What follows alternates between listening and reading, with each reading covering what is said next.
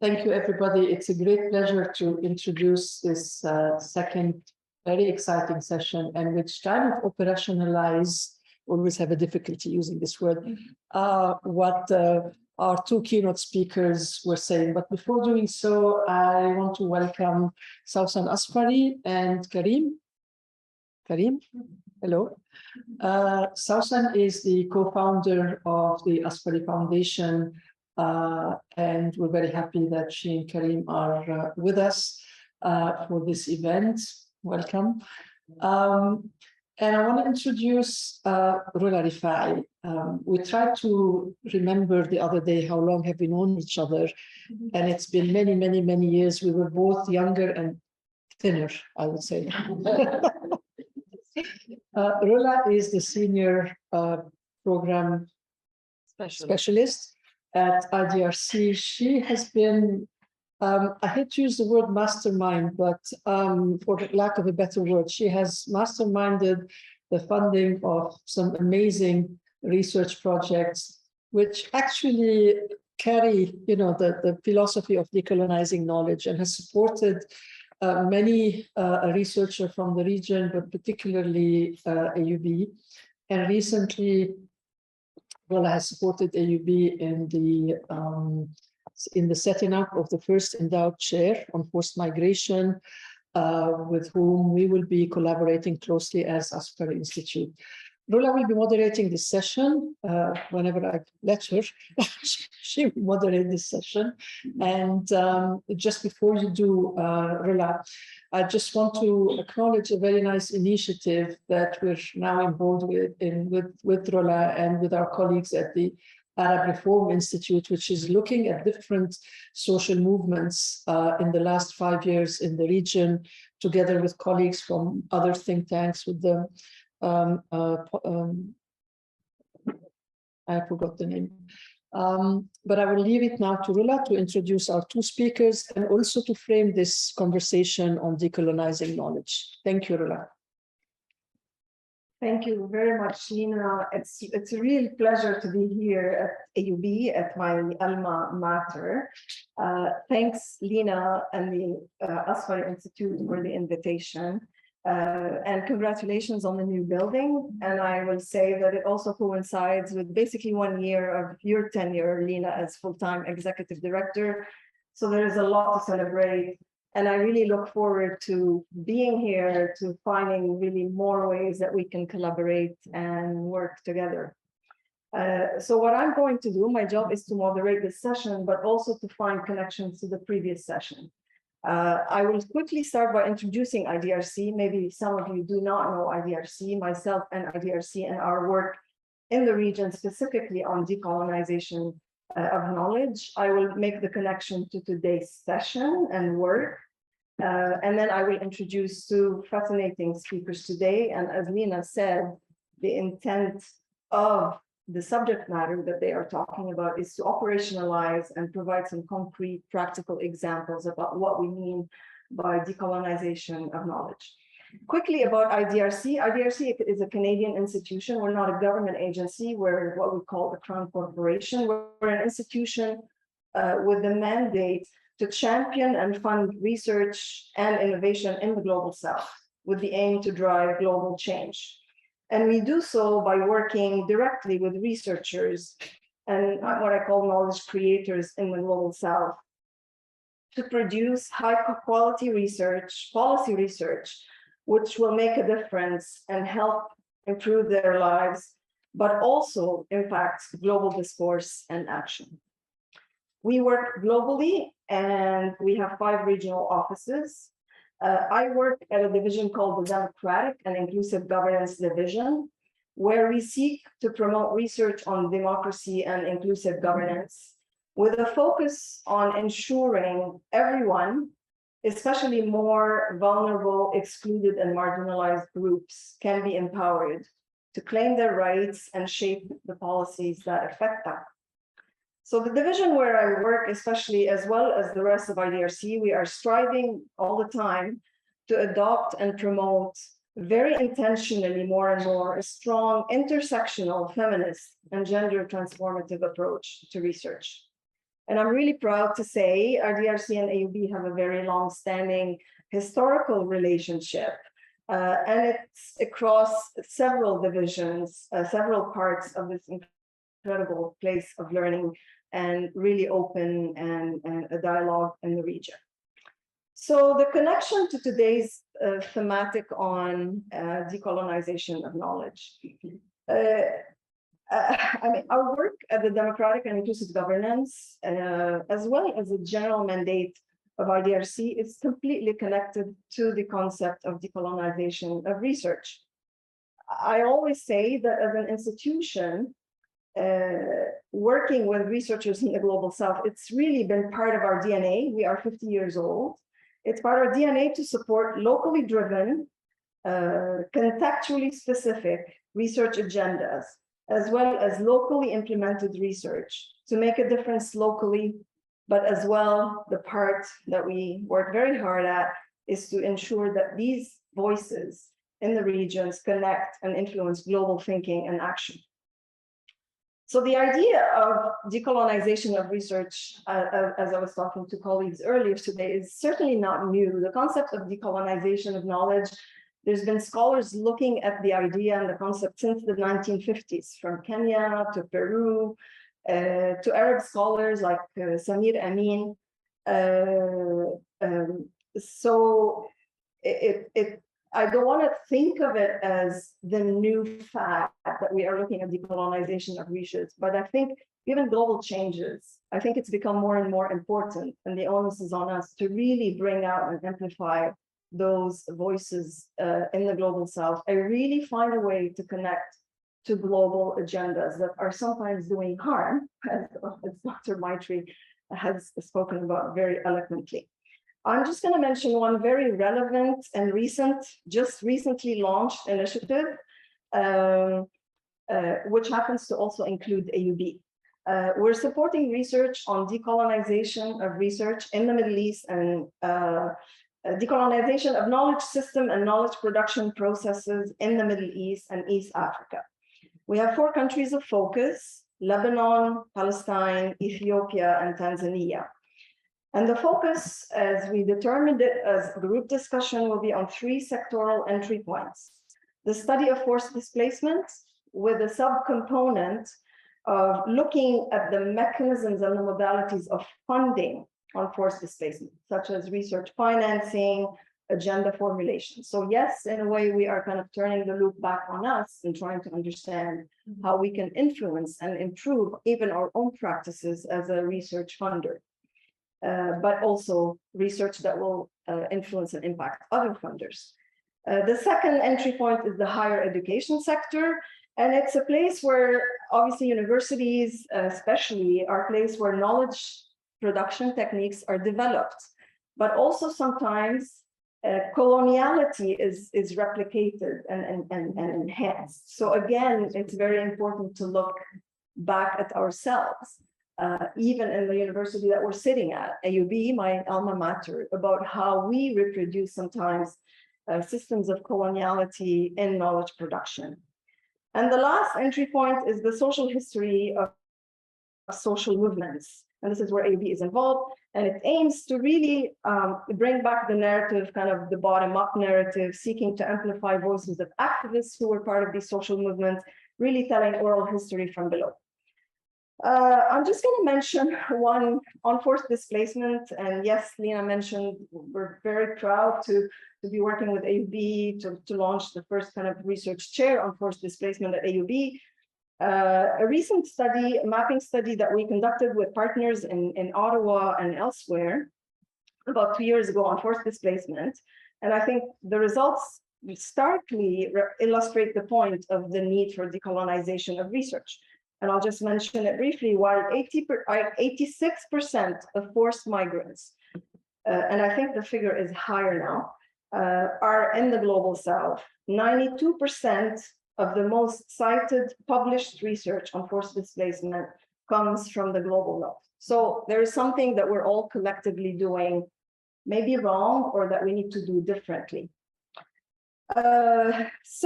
Moving into our session today, again, it really directly connects to the presentations earlier about rethinking gender and development, as well as decolonizing knowledge. We're going to have the privilege to hear two very concrete examples of initiatives which Al-Asfari Institute is engaged in.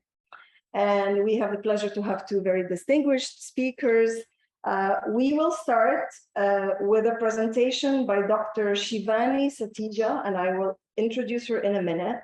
And she's going to speak about the new partnership between the Al-Asfari Institute and the Gender and Development Journal. A few words on Dr. Satija. Welcome, Dr. Satija Shivani. Dr. Satija is a feminist researcher and editor of the GAD Journal, the Gender and Development Journal. She has extensive experience in designing, conducting, and analyzing qualitative research on themes related to gender, development, and social policy, as well as organizing research, communication, and advocacy across academia, donors, and civil society. Her areas of interest and research include gender-based violence, vulnerability and resistance, and critical online practice. She has a PhD from Tata Institute of Social Science in Mumbai and an MSc in Violence, Conflict, and Development from SOAS in London. Welcome, Dr. Shivani. It's a pleasure to have you with us. We're going to have your presentation, and the way we're structuring this presentation, this is going to be followed by a Q&A. And then I will introduce our second speaker later because she's not with us online. So this is really, truly a hybrid event. Welcome, Dr. Shivani, over to you. Thank you so much, Roula. Thank you. I just wanted to first ask if I'm audible so that I can just then continue. And I will be sharing my screen so that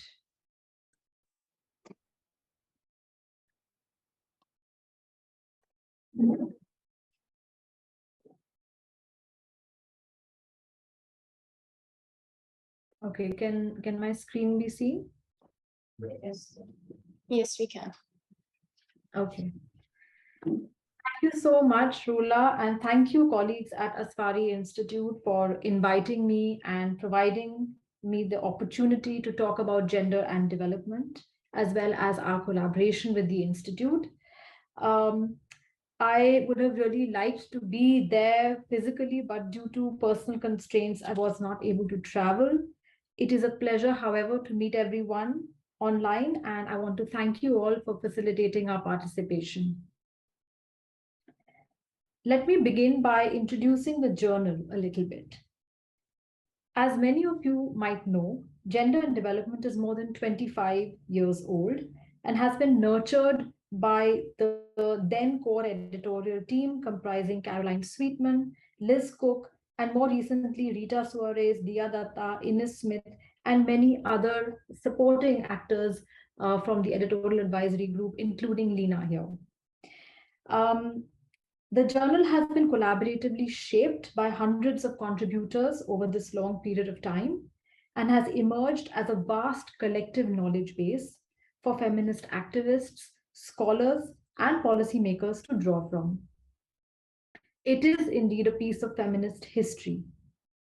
My direct involvement with this journal as part of the editorial team is, however, less than a year, not including my engagement with the journal as a young scholar over a decade ago.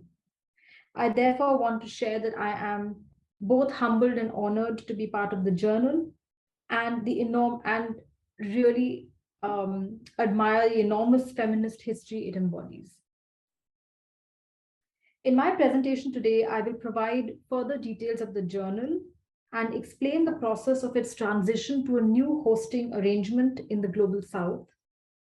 I will then discuss the collaboration between the journal and Asfari Institute based on the shared goals and commitments of bridging activism and academia, nurturing young scholars and research communities, and creating inclusive and accessible knowledge spaces.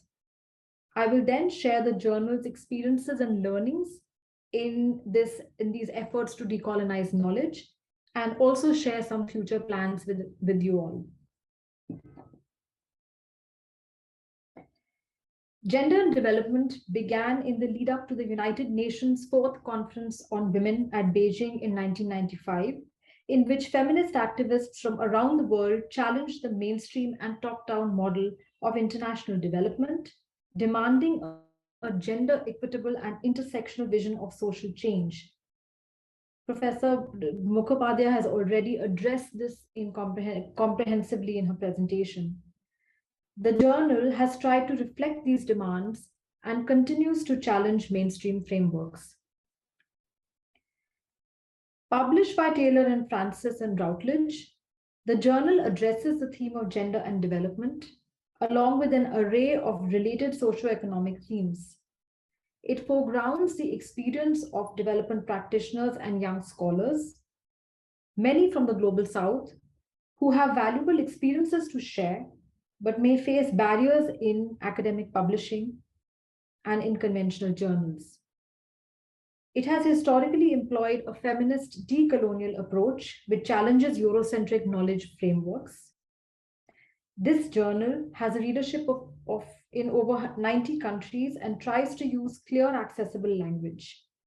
It publishes 3 theme-based issues in a year, in March, July, and November. The journal in the past 27 years has published prolifically across a wide range of issues on gender and development, traversing from emergencies and humanitarian crisis to post-disaster relief and rebuilding, from religion and spirituality to technology, from aging to young feminisms, from trafficking and slavery to leadership and movement building. This slide presents a quick snapshot of some issues over the years. Early this year, the hosting of the journal transitioned from Oxfam Great Britain, which had been the journal's editorial home for over 25 years, to a consortium of 6 southern Oxfams, including Colombia, Brazil, Turkey, India, Mexico, and South Africa. The editorial team is now based in India, and the consortium provides administrative, financial, and strategic support to the journal. This transition is part of Oxfam's wider efforts towards decolonizing knowledge and programs. The transition to the Southern Consortium ensures both the continuity of the quality of the journal, its commitment to decolonizing knowledge, and its editorial independence, while also signaling a step forward in challenging existing modalities of production, ownership, and dissemination of knowledge, which have historically been concentrated in the global north. The transition further commits to a collective feminist vision and rootedness in the global south, along with forging alliances with various stakeholders from academia, civil society, movements, humanitarian sectors, and donor communities. Finally, the transition also strengthens the journal and Oxfam's commitment towards decolonizing knowledge. At this point, I want to share that this year's first double issue for March and July, titled A Gender Responsive Recovery, Ensuring Women's Decent Work and Transforming Care Provision, is published on the Taylor and Francis website. The link is provided in the slide. This is Gender and Development's first issue from the Global South, guest edited by Fatima Kelleher, Jayati Ghosh, and Valeria Esquivel. This issue is committed to investigating the gendered implications of the COVID-19 crisis and offering policy insights towards a gender-responsive recovery. The contributors of this issue draw from case studies across a wide range of countries across the Global South and promises to constitute a valuable resource for scholars, academics, and gender justice activists. We are in the process of uploading the articles on the Gender and Development website and will keep you posted. This year, Gender and Development, GEDIV, and Asfari Institute for Civil Society and Citizenship at AUB entered into a collaboration towards decolonizing knowledge, specifically through translation of selected articles from English to Arabic and their publication. This is with an aim to increase access and reach of the journal in the region. Lina, who was part of the journal's editorial advisory group, initiated this collaboration, and we thank her for this. We look forward to working together towards this shared goal. Given that most academic and high-quality knowledge outputs are in academic English or other colonial languages, the access to these outputs is severely limited to a privileged set of transnational elites. Moreover, it is the marginalized groups, BIPOC, LGBTQI, Dalits, persons living with disability, who are often denied access to academic knowledge due to language barriers, financial constraints, and exclusionary academic institutions and publishing spaces. We hope this collaboration might be able to address these barriers to an extent and is a beginning of other decolonizing efforts to challenge colonial frameworks of knowledge.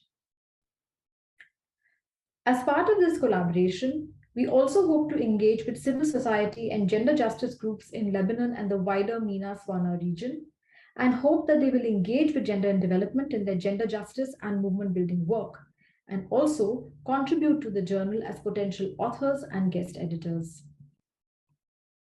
Lina will be able to elaborate more on this, and I will welcome her to talk about it at some point.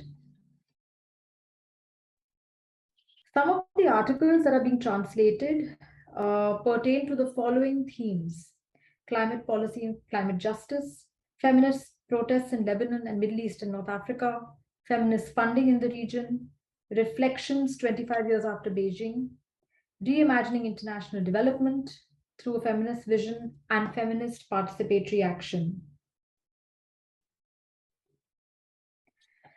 Gender and development has been committed towards decolonizing knowledge since its inception. It has tried to bridge development theory with policy and practice. It challenges traditional approaches to knowledge by employing a feminist decolonial framework. It represents the work of smaller organizations and supports young scholars from underrepresented geographies through its unique mentoring peer review process. This process guides and supports authors, especially those who may not have the experience of publishing in academic journals.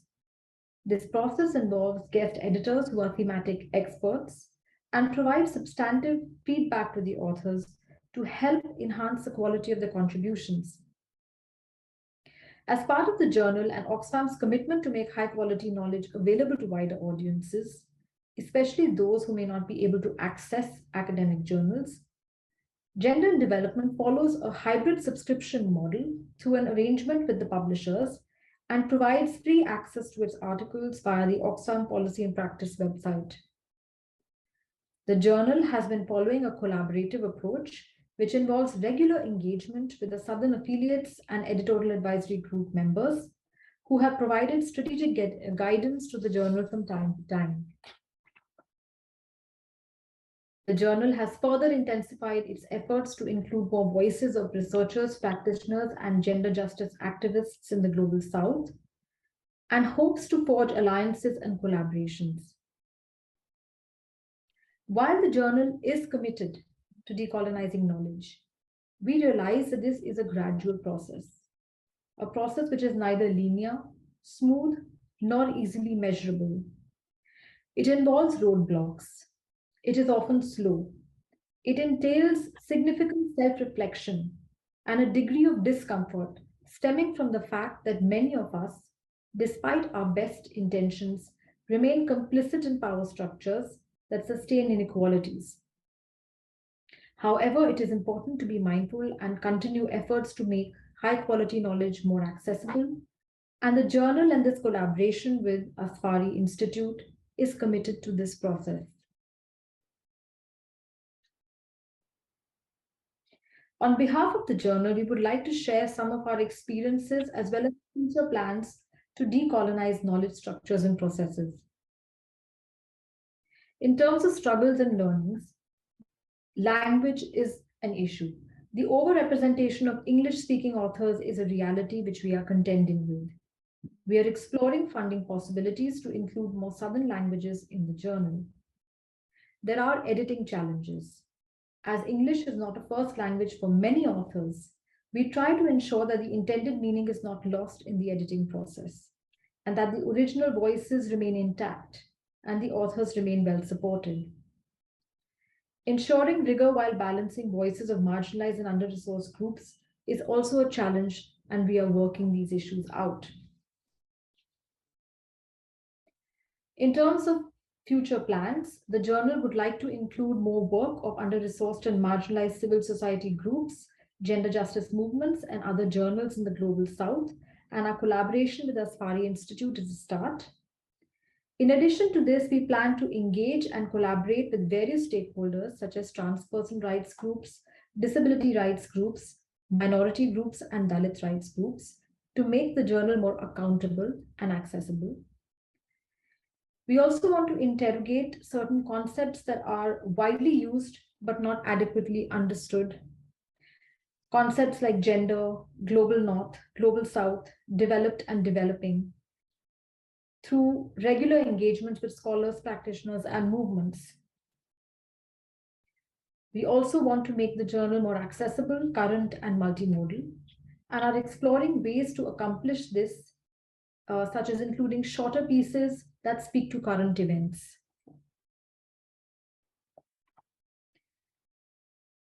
Finally, I would like to share that next year's July 2023 issue, the theme planned is Decolonizing Knowledge.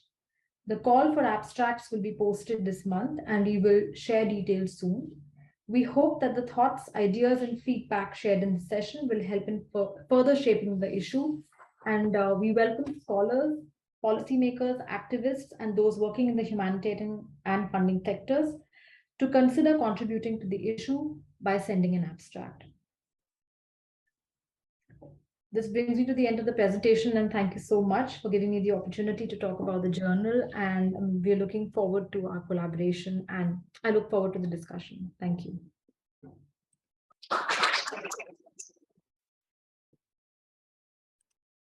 Thank you so much, Shivani, Dr. Satija, and thank you for all the interesting insights you brought in reflecting on decolonization of knowledge. One of them, your partnership with the Asfari Institute, reflects the fact that removing the barriers of language is a big part of decolonization, and this is one track that you're working on. The other one, I think, is your call to how to bridge, and I'll go back to the logo of Al-Asfari, to bridge academia and activism.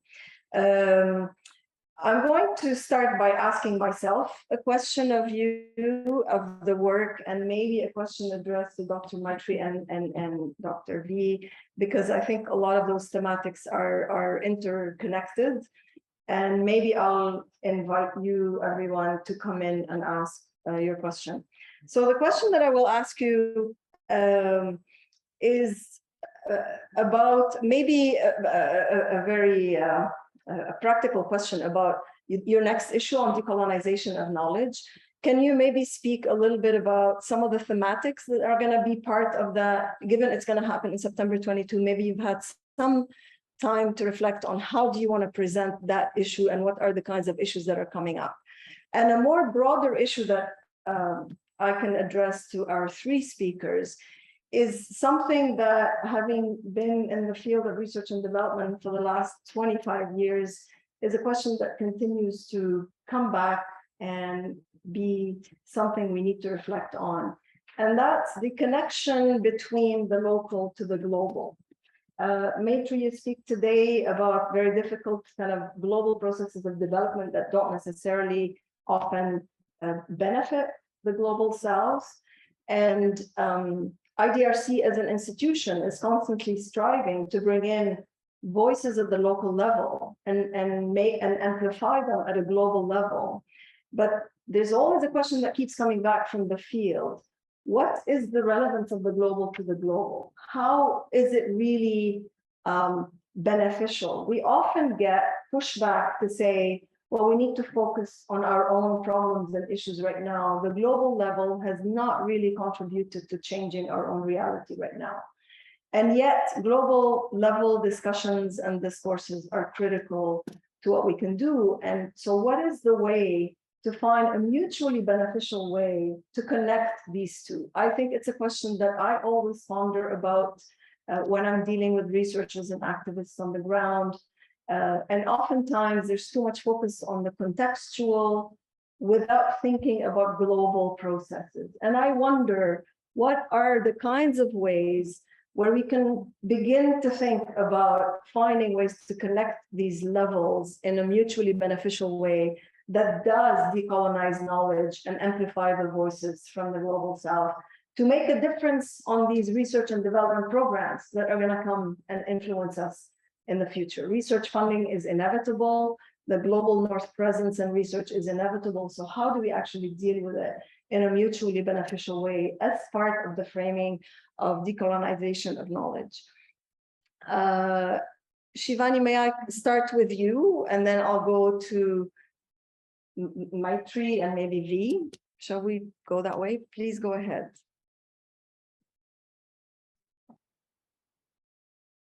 Thank you so much. And yes, I will discuss the themes that we will be touching upon in the decolonizing issue next year. Some of the topics have already been discussed by Dr. Badan also.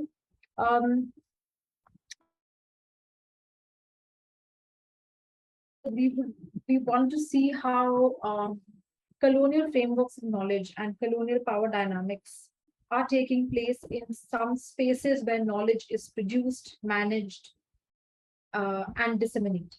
So we will be looking at, for instance, we'll be looking at academic publishing spaces. We will be looking at spaces of higher learning like universities and curricula. We would like to look at research processes. And this is again something Dr. Badan had elaborated quite comprehensively, where there are hierarchies even in research processes, where you have the field workers and the theorists. So again, here academia and activism, it's about unpacking some of the power dynamics happening here.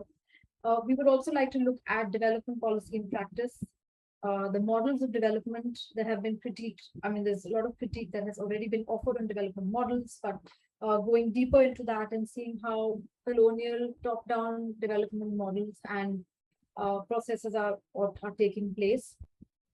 And then finally, we would like to look at funding processes and how feminist funding and collective funding models are sort of coming together to challenge these top-down processes. So that would be the first aspect, how colonial and hierarchies and power dynamics are sort of are in existence in these spaces.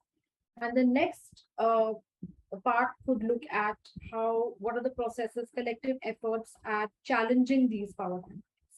So for instance, in academic publishing, there are these series of open access movements that have been taking place in the last decade or so, and how do these models sustain themselves, how do they operate, and how do they manage, like I said, sustain themselves in the midst of competitive corporate publishing spaces. Similarly, in spaces of higher education, a lot of student protests and protests by faculty are taking place all over the world, especially in the global south and in the global north universities, where they are trying to challenge hegemonic knowledge systems, top-down knowledge systems, sort of racist, Brahminical, and patriarchal gated knowledge gated communities that have emerged, and how collective efforts by students and faculty are trying to challenge these. And similarly, in like I mentioned, the funding processes that are also top-down and colonial in nature, and how feminist funding models, and there are organizations feminist organizations that are trying to put together and channel funding for under-resourced groups. So these are some of the themes that we are looking at, and we would like contributions from various sectors, from development policy and practice sectors, from academia, from young scholars. And we would also like to have a space to interrogate some concepts, like I mentioned, that are widely used and in a very reductive sort of way. And this includes the concept of gender, for instance, and that is there in the journal, and the title is Gender and Development, and how we look at gender, how inclusive is this category, or how exclusive is this category, and what are the ways that we can unpack these concepts. So these are some of the themes that we will be looking at, and we're also hoping that through collaborations such as with Asfari Institute, and also through conversations and webinars and conferences like these, we will be able to get more feedback, and we'll be able to make this theme more holistic. And so I mean, I'll appreciate feedback as well. Sorry, a quick sub question. Would you be able to accept articles in Arabic, written in Arabic, that you would translate? Does the editorial team have the capacity to review Arabic material? At the moment, we don't, and I mentioned this, that we are looking for funding options to be able to translate articles in languages other than English. But at the current moment, that's what we have. We are looking at options to translate abstracts, at least. Not that it'll serve the entire purpose, but it'll at least allow a glimpse into the article. So we're looking at some southern languages there as well. But I mean, the process has begun, and we'll be sharing any updates. Thank you so much. Do we want to move to Maitri maybe on the question of the local to global, back to local? If it's something. Does Vivian want to do that? Vivian, would you like? Please go ahead. Well, yes, I think Vivian should go first. Sorry, I think Vivian should go first. Okay. I can go first, but I have just a couple of things that I wanted to discuss regarding that point. We often see that in a lot of development work, including in gender development, the process of flow of information from global to local happens with global and then filters down to local. So you have the global agenda that's setting local priorities. And I think what we need to be more attentive to, and what even the international organizations have been trying to do, I don't think very successfully so far. And of course, there's room for self-critique and work for staff, is to move from local to global. So to shape development agendas in ways that are culturally responsive by actually engaging in culturally responsive research to set what the priorities for local contexts are. I do understand that there are some limitations, that there are some frameworks that global organizations work within, and that have to be translated across all local contexts in which they work. But there's also room and money and capacity and resources for doing a more proper, engaged, bottom-up process, and doing the ground research necessary to set particular, goals and agendas that seem to, global priorities, but are truly culturally responsive within the context that are taking place. I guess my query is it a priority for local researchers to engage in these processes? And do they pay off? And have they paid off in the past? I just want to go back to that example of the Global Refugee Forum that happened 2 years ago. It's a global refugee forum. Global community was present, from donors to northern researchers.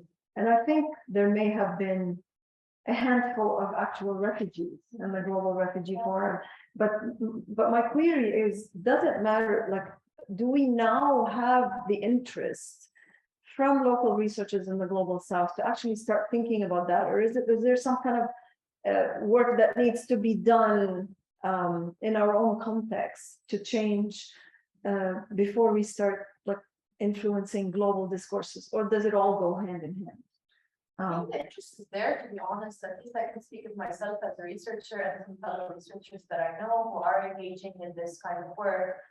The interest is there, the capacities are there, the connections and the networks are there. We just need probably solid interest in a platform and to know who to engage. For example, as you've mentioned, if you're holding a global refugee platform and you're not really engaging the key folks who are who are involved in this issue, who are refugees, then we're doing something wrong. When we're holding consultations to set development agendas for the next 10 to 15 years, and we're doing it, with prominent scholars and people who have been working in the field for 50 years, but not the people who would be the key, I dislike this term, but the key stakeholders of these agendas, then we're probably doing something wrong. It needs to be more participant. The processes that we engage in to develop the priorities, even at the local level, to speak to the global level, should be more participatory in nature. We should use probably different research paradigms to establish that as well. Thanks. Moitri, over to you.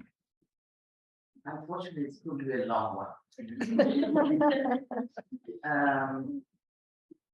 Okay.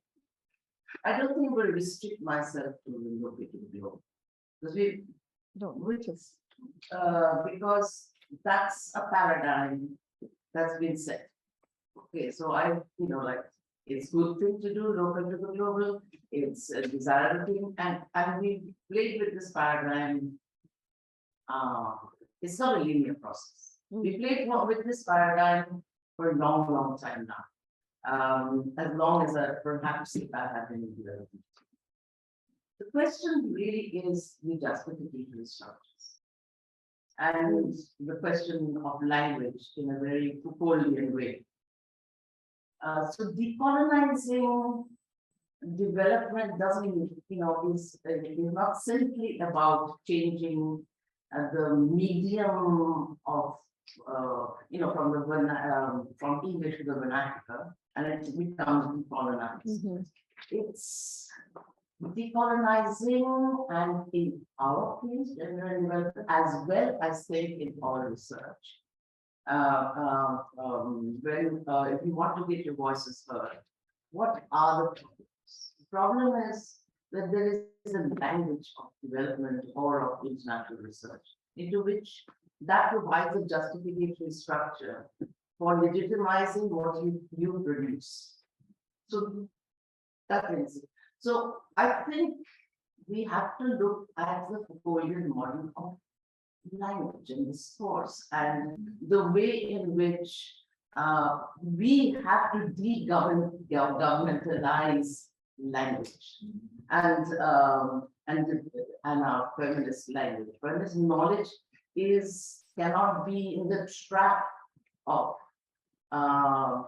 only receiving legitimation. For that matter, any activist knowledge, and legitimation in global spaces, if and when it is recognized as speaking the same language.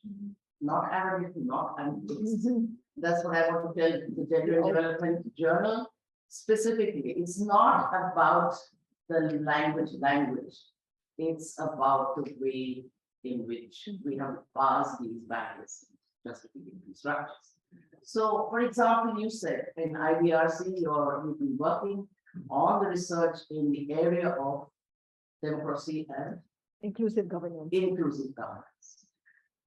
I have to try and fit what I'm saying about governance into your structures to receive the funding. I have to explain to you in your language, or I have to fit it. And for to do that, I actually have to take on your structures. Some of it which may be extremely limited in terms of the knowledge that I have. Okay, so that's it. Then further is that in what we understood with transnational feminism and the way it had gone, is that it was a reading of development, for example, as a colonial, a neo-colonial entity. because I remember an occasion where I don't know if you all know about this extreme form of violence that was very prevalent in South Asia at one juncture, violence against women, and Bangladesh specifically.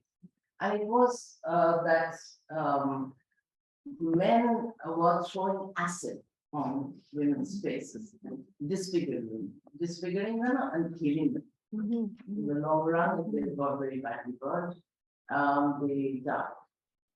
And around this, there grew up a very strong movement of survivors, which was organized by a feminist organization and a feminist in Bangladesh itself.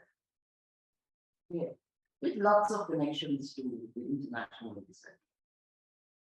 That's then, of course, they did receive funding eventually from some everything in Bangladesh is funded, but it began as a survivors organization. They changed the word victim to survivor. Okay, they fought very hard to make this possible.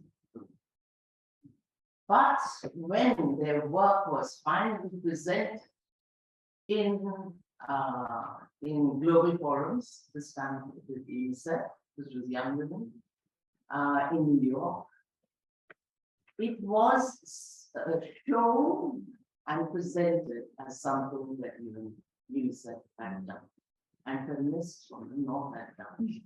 So forgotten was all the activism to purposely change the language in the context to show that it was a crime against women in Bangladesh, not just globally, to fight with the hospitals that this should come under in burns cases and be treated in special hospitals.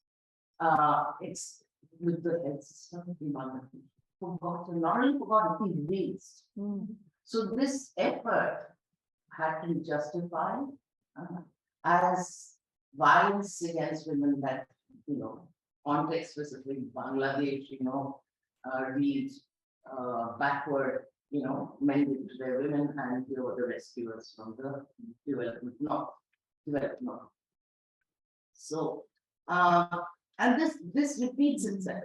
So what I'm trying to say is that local to global is not only not a linear progress, it's a complicated relationship. It's a relationship of power, and it's caught in the webs of discourse, and because it's about power, it's very, very difficult and requires not only negotiation but a recognition. It requires taking the, what should I say, taking the challenge into your own hands. It's a challenge. It's from both sides of the challenge, but I think for the South, it is more of a challenge.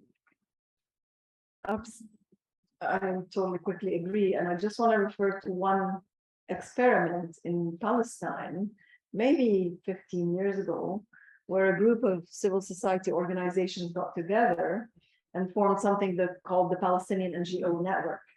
And their main mission was to try to act as a collective based on their own needs to deal with the donor community and say, this is our agenda and this is what we would like you to fund, rather than you coming to us from the Democratic end or from IDRC or from anywhere else to tell us what your priority areas are. But sadly, it's an experiment that never carried on and never finished. But you're right, it's a complicated relationship that is bound to continue.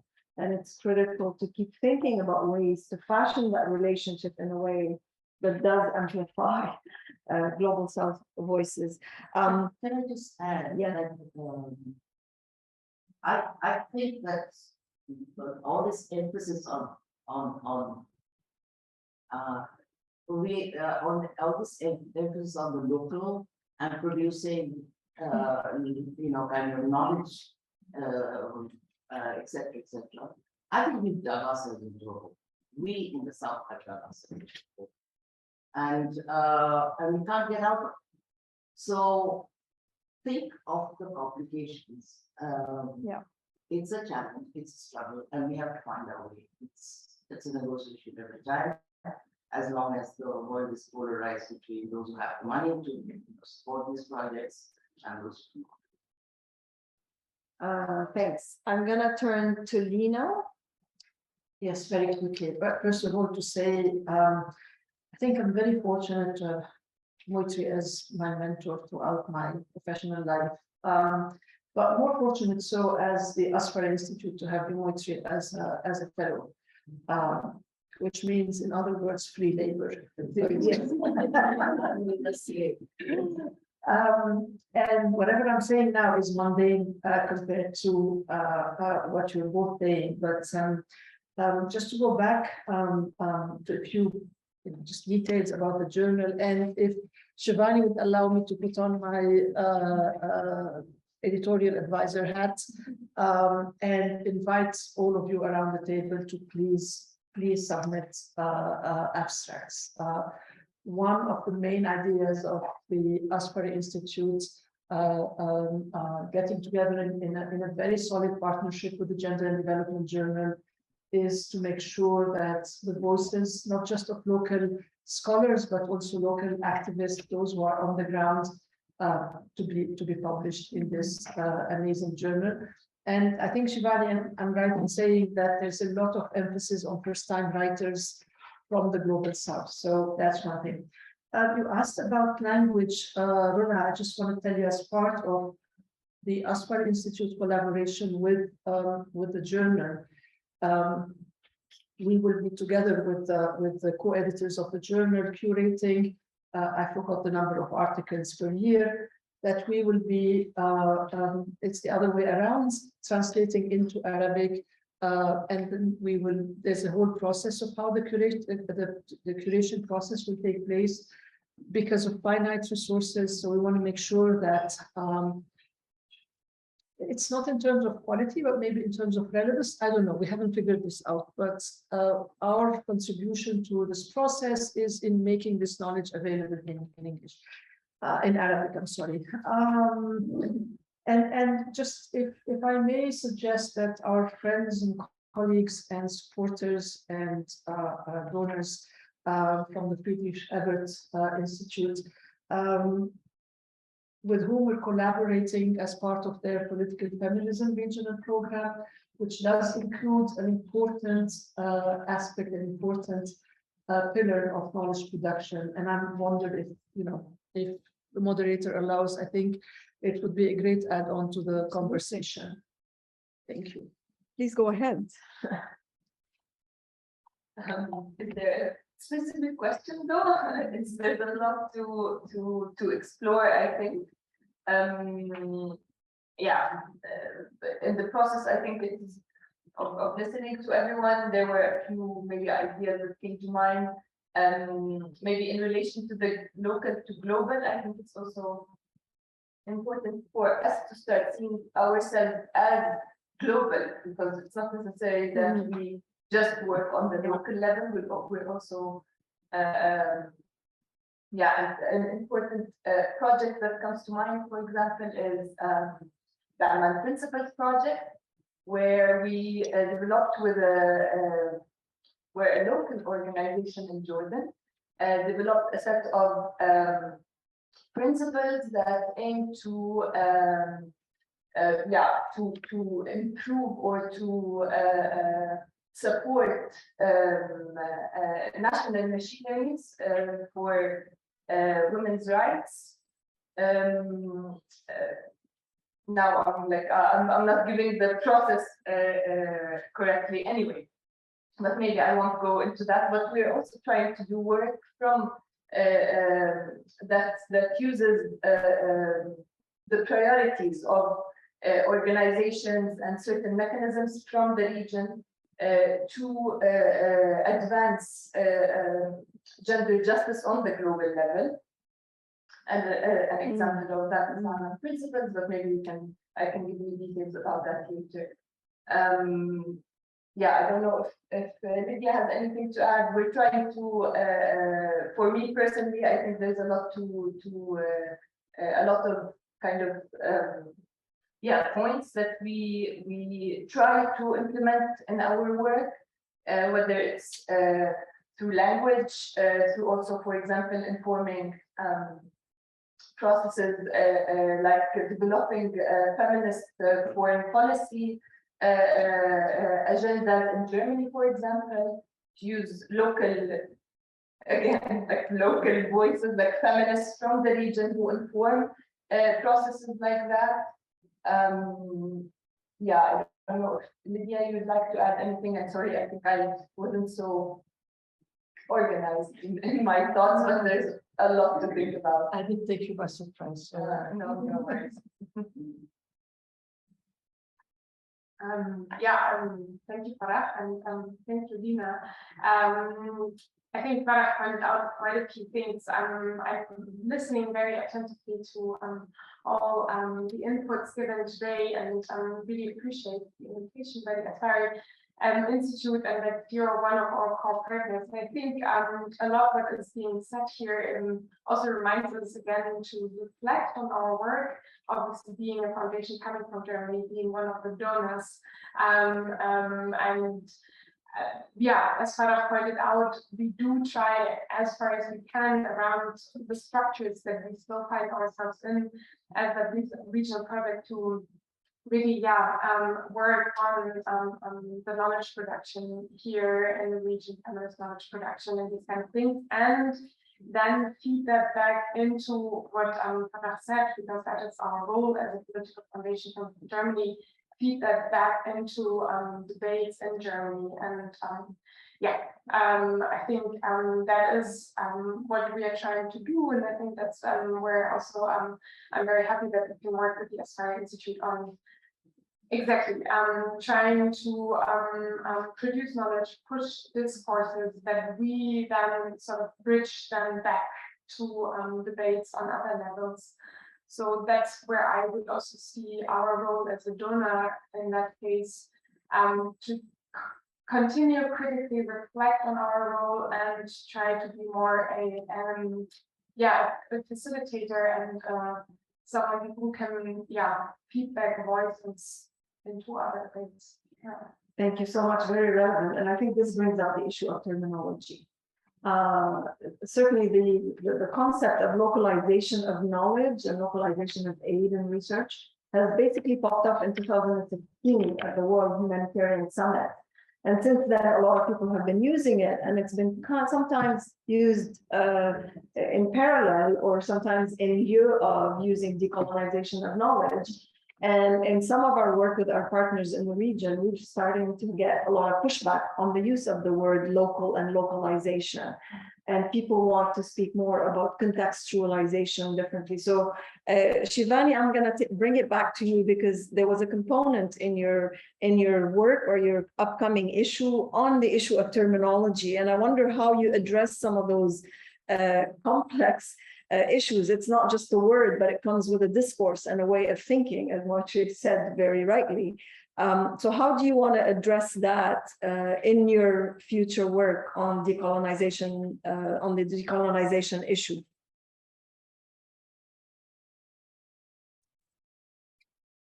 Thank you, Roula. That is actually a question that I mean, it's an ever persisting one and a very relevant one for the journal.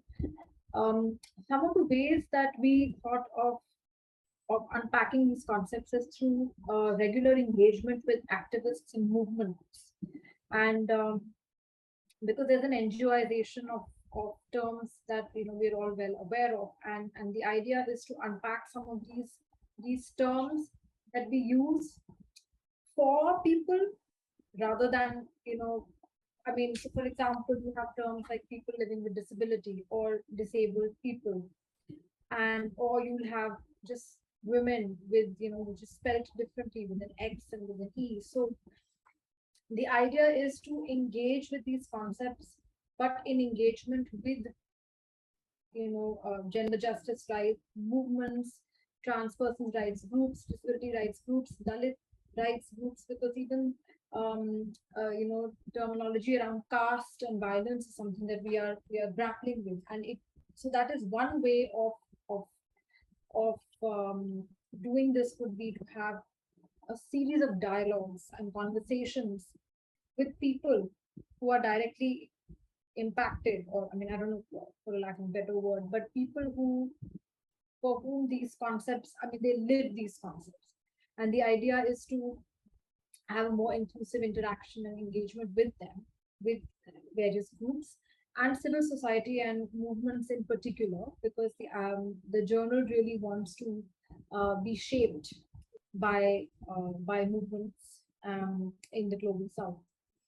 Again, I'm using the word global south for, I mean, there are other words that are used, like this whole acronym is also, which is just going to keep building as Asia, Latin America, and there's a big word also that is being used in lieu of the global south. But these are things that we really need to discuss with civil society actors and communities. So that is one way of doing this. And the other way, of course, is we want to invite abstracts for the issue where some of these concepts are going to be discussed, both in terms of theory and in terms of practice. And I don't think there'll be any answers. There won't be. The idea is not to have any kind of, one answer or the right answer. The idea is to have an engagement and also be aware that some of these concepts are deeply exclusionary, and that we use them regularly, and that we are complicit in the violence of these concepts. And I think it's a very uncomfortable realization that, and I think some of the conversations at the conference also bring this issue of constant self-reflection and engagement, to basically come to the realization that there's no one answer, but yes, there is a process, and it has to be inclusive and interactive. And so yeah, these are the two main ways that we are thinking of unpacking concepts right now. But if there are any other ways that that this conference throws up, then we will welcome those as well. Thank you so much. Are there any questions? Please, Jocelyn. Yeah. Maybe you want to introduce yourself to our speaker, actually. So thank you very much. So my name is Jocelyn Young, and I'm professor of public health here at UB, and I'm also in the public health. So my question that you were really with Satija about the journal. I was involved for many years with another journal, another feminist journal, it's feminist health journal, which used to be called Reproductive Health Matters, it's now called Sexual and Reproductive Health Matters. You may know it's translated as the Hindi, it's Arabic, it's 6 different Chinese, Spanish. And it's one of those journals that, certainly when I got involved with it, mainstream journals, 90% of the submission work, if not more, were from the global north. And this journal, really from the beginning, was committed to both the feminist perspective and global south perspective. And they really engaged hard with the whole issue of language. And so as I said, one of the things that they decided to do was create these 6 issues, which are just selected translations to English. So they take English articles that were and in each region is the NGO that runs it. And they decide what's relevant for that region, and then they use that for advocacy purposes. So they translate into their language. What they also do is in the English, they put an abstract for every, in the journal, they put abstracts in Spanish and Arabic. But what I found is it didn't actually encourage submissions from this region, for example, the one I was looking at was focused. So although it was available, and that was great, and could be used for advocacy purposes, it wasn't actually encouraging more submissions. Mm-hmm. And so I think that's important to interrogate, what are the issues? And of course, one big issue is that a lot of people who are working for more advocacy-related institutions aren't used to writing and are intimidated to write for journals. So they need a lot of support. Mm-hmm.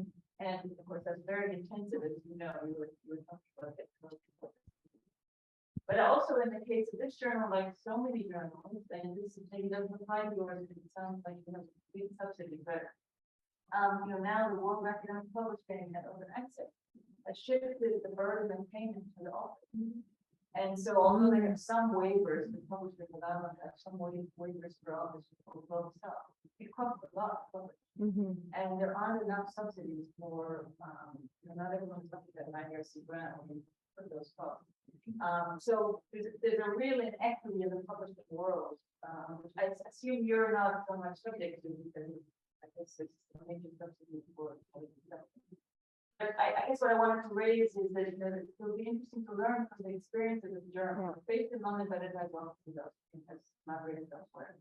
To see, the lessons they learned, because they really struggle.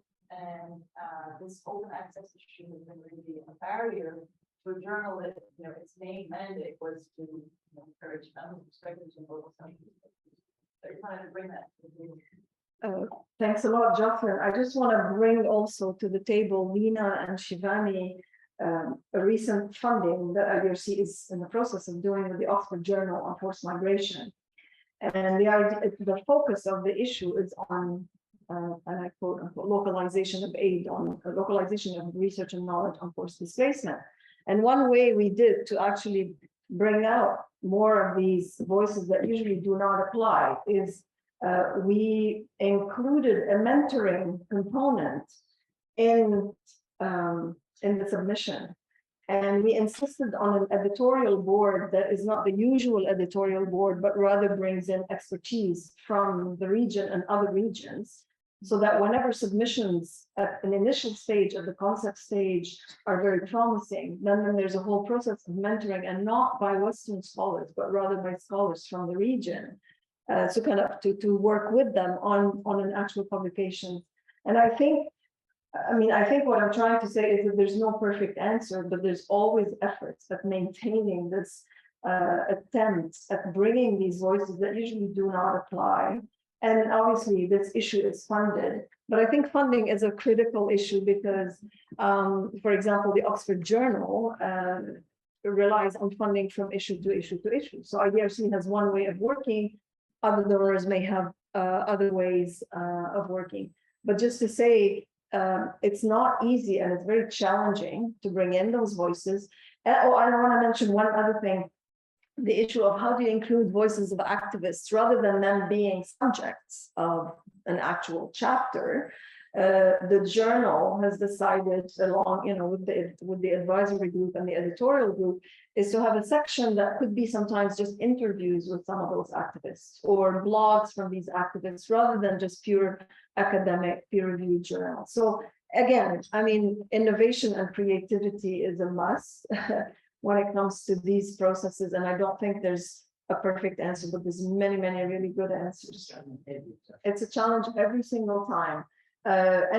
Donors are in a position where we also have to constantly self-reflect and analyze how we can do things differently and better. Again, no perfect formula, but we do need to rely on our partners in the Global South and in the regions where we work to tell us what the agenda should be and what the work should be. Our strategies often, in the case of IDRC, tend to come from discussions and engagement with people like you around the room, but yet we do have to report to our own. We have to report to our own taxpayers. So it's a complicated relationship, complicated for us as well. But I think it's a relationship that can be shaped to the better in the process of decolonization of knowledge, and I truly believe that. Yes, please. So I think also it's really important to funding structures, journals or journal, whatever, journal in general, to insist that there be reviewers from the country concerned. So when there's a piece written about the country, there has to be a reviewer who knows that context, because so often that's not the case. And when you become knowledge at the starting point. Absolutely. We have another question, please. Can you please introduce yourself? Yeah. So my name is Asfari. I'm working with Asfari now in a research project called Feminist Management. We are trying to learn and unlearn about what happens with feminist movements in 12-hour countries.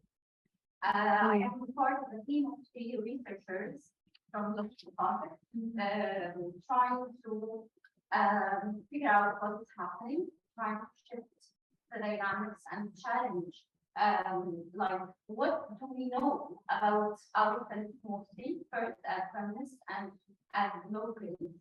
And I think part of the success we are going through now, we're achieving, that our interviewers are partners in shaping the research projects and the outputs. Like, they contribute to questions, they contribute to terminology, they use what they want to use in observing and in explaining their life projects, their feminist struggles, and what are the challenges that we are looking for a solution for. So this is one of the things I wanted to share, that interviewers are not just like interlocutors anymore, they're partners and participants, and they are very integral to our research. Thank you so much. Can Moving you away. share from where, sorry, I just wanted to say where you're from. So I'm from Egypt, and actually the project is going to work at the end. It's very integral stage as well. Great, thank you so much. Okay, I think we're coming to the end of the first component of this session. Please join me in thanking Dr. Shivani for her fantastic contribution that prompted so many interesting discussions. Thank you so much, Shivani. Are you going to stay with us to listen to the rest of the session? Okay, great. So we're moving on now to the second component of our session.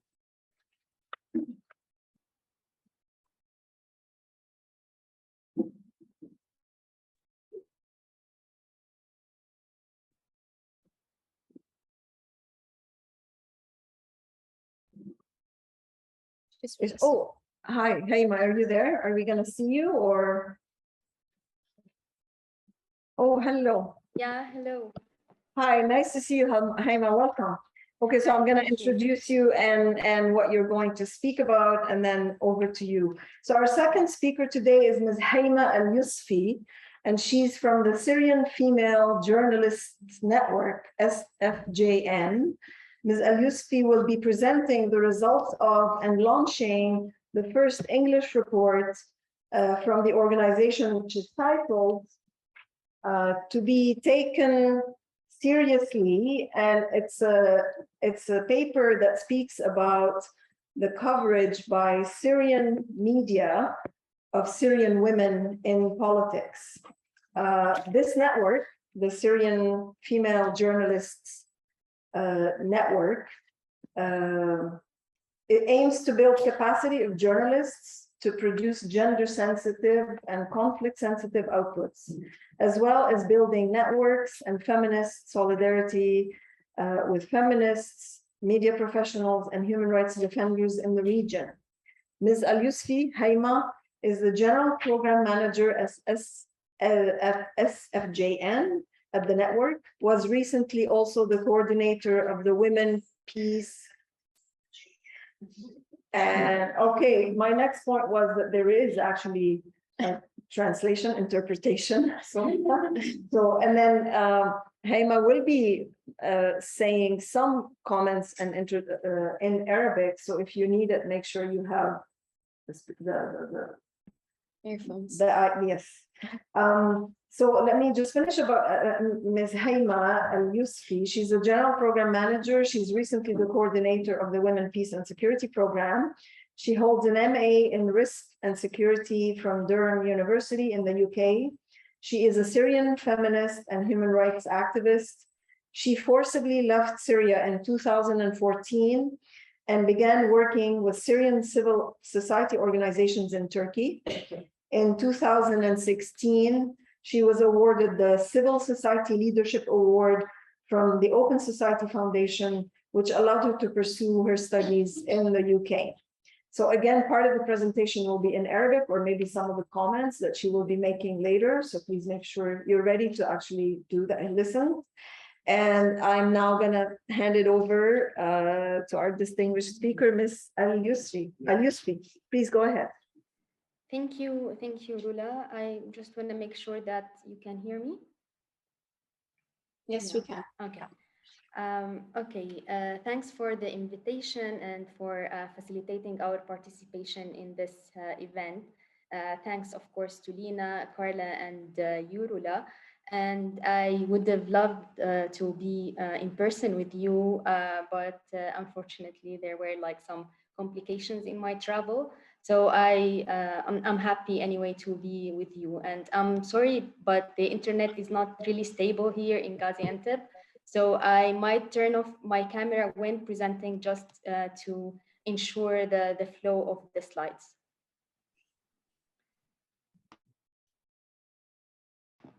Okay, I'm gonna try share my screen. Please let me know when you see it. Okay, I think it's presented now. I can see it behind you on the screen. So just a note here and a correction. It's not the first English report of SFJN, but it's the first research that dealt with the media portrayal or media depicting women in the political field. The research was funded and supported by WILF, the Women's League, the Women's International League for Peace and Freedom, and it was published last year in Arabic, and now it will be published in English very soon. So to start. Okay, I think I need to, okay. To start with a brief introduction, the research highlights media practices in portraying Syrian women working in the political field, and especially those involved in the first track. And here for track one, we mean that the official negotiations or the official bodies that women politicians joined or are member of since the revolution in 2011. The focus was on the women who participated also in international events that somehow had more media spotlight. And like since the first Geneva conference into other Geneva conferences, and as well as the formation of some women bodies, either by international bodies or by the official opposition bodies, such as the WAC and the WAP, the Women Advisory Council and the Women Advisory Board. Also, the research follows feminist methodologies, and that it was conducted applying feminist methodologies, and that sees all experiences are important and cannot be generalized. So we're not generalizing here, and we can't claim representation that these experiences of women politicians are the same. Therefore, limitations persist and work remains viable for development and criticism. For the methodology of the research, we followed critical discourse analysis or feminist critical discourse analysis to analyze a sample of media materials that dealt with the participation of Syrian women politicians in the political bodies or political events. And the sample was selected from emerging Syrian media outlets. And we use the term emerging Syrian media outlet to refer to media outlets or media stations that were that emerged after the Syrian Revolution in 2011. And then in-depth, semi-structured interviews were conducted with 9 Syrian women politicians who are in different bodies or at multiple levels, and that who were part of the political, I would say, sphere or are until now. We also followed or used some theories in the research, such as the media framing theory and the feminist standpoint theory and feminist epistemology. The interview section, so the research basically is divided into two sections or two chapters. The first chapter deals with the media discourse analysis. The second chapter analysis, and we separated the two sections in order to give more space to women politicians, narrating their personal and different experiences with their own words, so that could allow for a see from inside and a deeper and comprehensive understanding of the challenges they faced when dealing with the media. And it also helped us understand how these experiences of women politicians and the media practices affected and impacted their lives and careers. Later on, an email was sent to each woman politician who participated, including the way she is introduced in the research, and in addition to the quotes taken from her interview, so that each and every woman politician is aware of what is taken from her interview, giving them the right to introduce themselves as they want, and also to modify and review the quotes just to correct any misunderstanding or change in the context, as the interviews were conducted in the spoken dialect and not in standard Arabic. Also, after that, when we did the English translation, we also consulted them on the translating of their quotes. So very briefly, I will talk about the media discourse analysis, because this part was conducted by my colleague and co-founder and executive director of SFJN, Roula El-Rifai. So I will be very briefly talking about this part. After analyzing the media materials, they were I would say, sorted out under three main negative practices that were noticed in the sample of media materials. So the first one is marginalization. And with this is like how media materials and media discourse marginalize women politicians when talking about them or interviewing them. And this could also be through several practices. One, the marginalizing of women labor and roles in general, and especially for this report in politics. Second is objectification and sexism. And the third one is generalizing and aggregating women as like one woman could represent all women, or like having one woman opinion is sufficient and is generalized to be all women, all Syrian women politicians' opinion. The fourth one is the focus on their social identities or family and religious affiliation. Here are some example, and this example could make more sense in Arabic. Anyways, I'll try to mention them as they are now in English, but some examples is about referring to one woman politician as the woman with the short black hair standing next to Nasr al-Hariri in the pictures of the press conference. And this is how like could be objectification of women, and also talking about her appearance. Another example of relating them to family, to men family members, is this example about like linking the woman politician to her grandfather, who is a former mufti of Syria, and her husband, who is a well-known, let's say, preacher. And also, when talking about women participating in certain events, like introducing men with their political affiliation or with their titles and positions, such as the head of the Syrian National Council, Riyad Saif, while after many names of the men participants, then there is Basma Kudmani on behalf of the participating women. And here again, Basma has a PhD, so she should be introduced as Dr. Basma Qadmani. And again, the problem may not be only with the media outlet or the media material being analyzed, but also in the processes and hierarchies and representation inside the political body itself, while they have women participants or members to represent women and not a particular political party.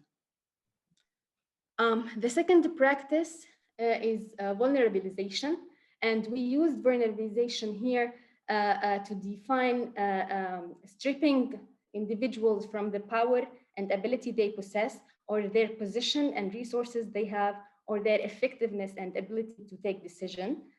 And in this regard, the use of words and expressions affect creating stereotyped images of women and other marginalized groups, of course, and contributes to deepening a sense of vulnerability inside of them and their ability to make decisions.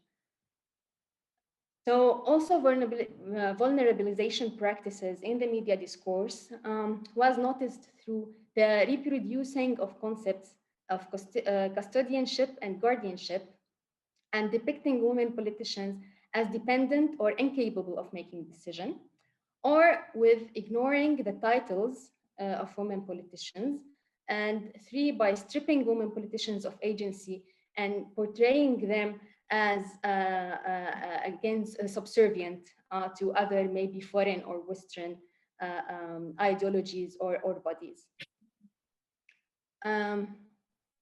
The third also negative media practice that was noticed is related to language and hidden power relations. And I think this also links to the discussion that was happening just a few minutes before my presentation about how language and the terms used have power relations or different power dynamics, and how media shapes reality as it influences what people think and how they perceive information. And this way it chooses to present in the way they choose to present these people or these politicians, they influence how the society perceive them and their roles. And this also could be through using words that reinforce assumptions, using stigmatizing words, not only, but could be stigmatizing word referring to race, sect, and ethnicity, and not avoiding, and here it's for Arabic, not avoiding the generic masculine structures or terms, like using the masculine form of the word for women in positions or for women titles. Here, the example could be like using Ra'is instead of Ra'ise, using Na'ib instead of Na'ibe, using doctor instead of doctora. And it's also debatable, like we need to debate this maybe more, but it was also noticed. And the final point here is using poetic style and linguistic ornaments. So usually also when talking about women, media tends to use this poetic language, emotional expressions, and we can later go to like some examples in Arabic because I don't have them right now in front of me.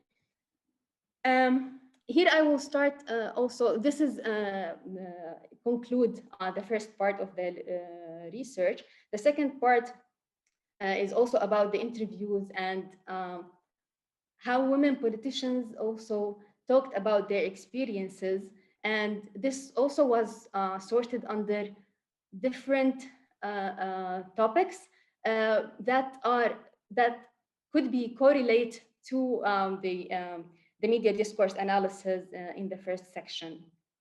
So also under the first part, the marginalizing women politicians by media outlets, it was also quoted like to fill in the blank. So most of the women felt that they were invited to be in media events or media shows just because they are women.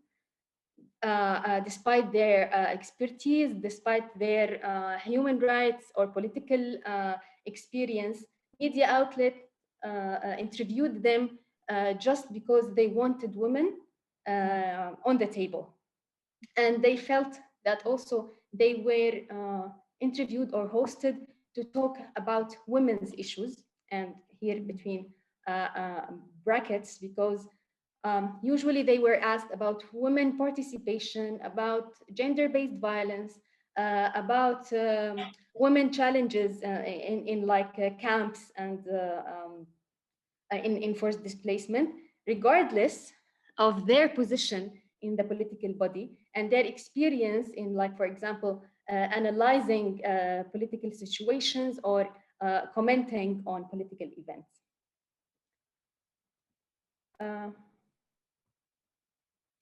So here also like some quotes related to representation and competency. So also these two, I would say, points are used when talking about women politicians, that they told women politicians, or they hear in the media that they don't represent us, they are not legitimate. Why are they talking on behalf of Syrian women?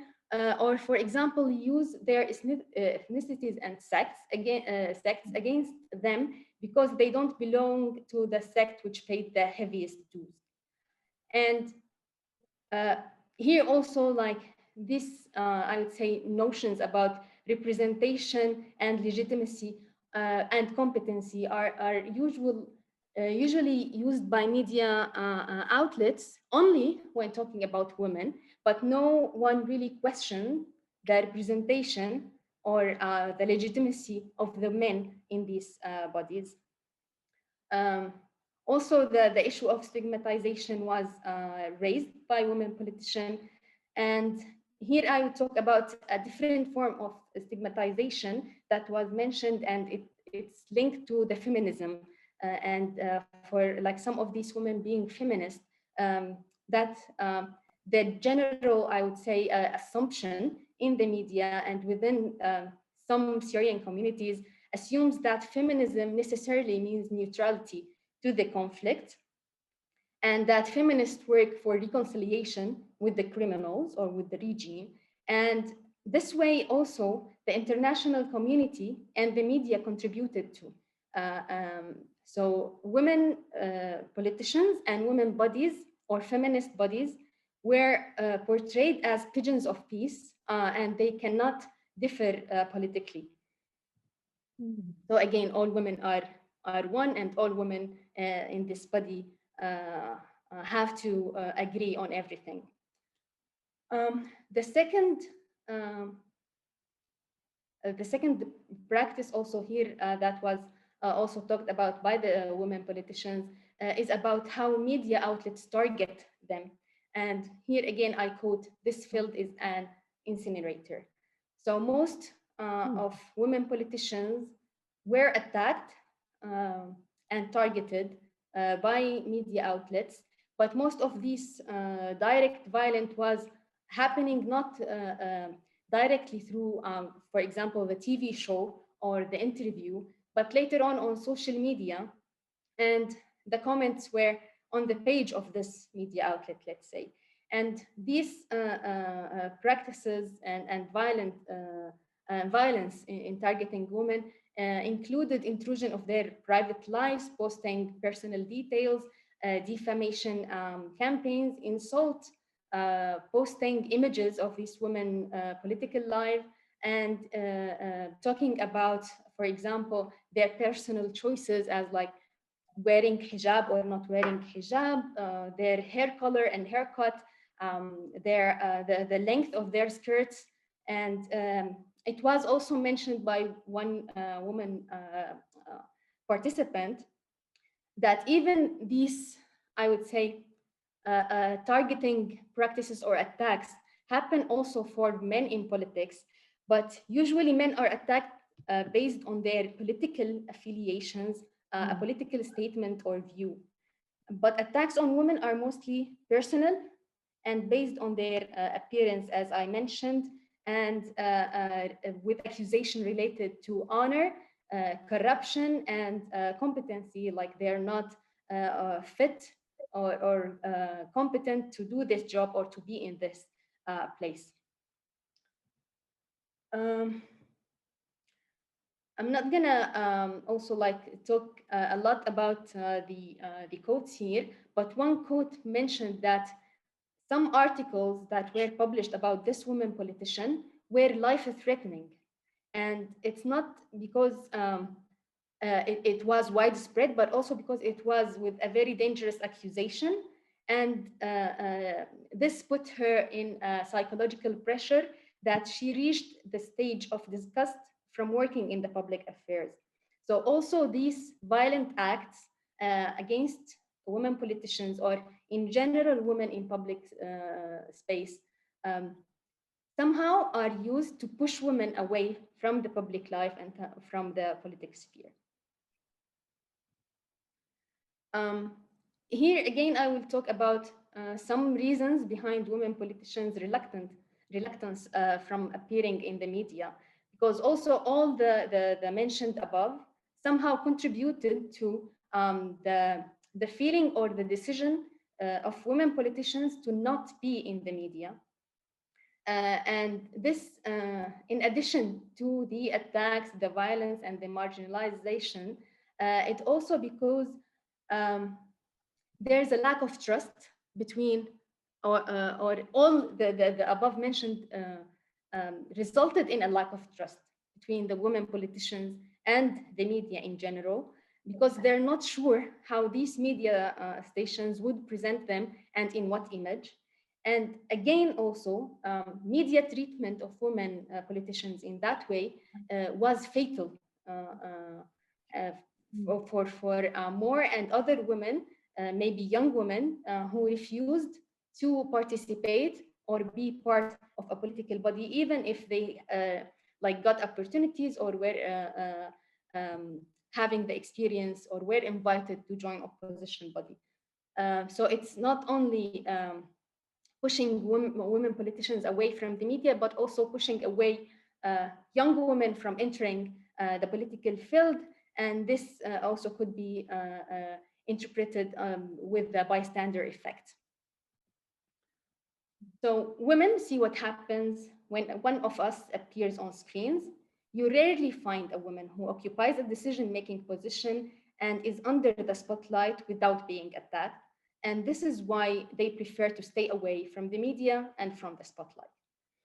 Another maybe reason is because women mistakes, if they make one, require a big atonement. So they feel that they need to be perfect and prepare really well in order to talk about any topic, even if they are the experts in that topic. And because they fear that how the public or the society perceive their interventions and how they express their opinions, they will face a higher and harsher accountability for any mistake they commit, for example, on air or in the media. The final part is about also how these women politicians evaluate or evaluated media outlets treat them. They had variant views, as number of them sees that despite the negative practices, the emerging Syrian media have made positive steps, even if these steps are small, but shedding light on the importance of women's roles and participation is somehow a positive step, while others see that media outlets, or these media outlets, the emerging one, started well and then fell into the trap of polarization, the political polarization and political alignments, and women were the easiest prey to politically attack their other adversaries. So here I will also mention one quote that one of the politicians said: "I feel that we have been used by several media stations. At the beginning of the revolution, the focus was on the peaceful action, and the media preferred to show secular women faces, activists from minority backgrounds. It wanted to focus on civic, secular, educated faces. Then, when it was decided that these specific platforms would be media voices for Islamists or armed groups, they started to distort those faces and public figures at the expense of polishing images of other figures that fit with this stage. So we were used when needed and burnt when needed, according to agendas set by the funders of the station and ideologies of the station owners.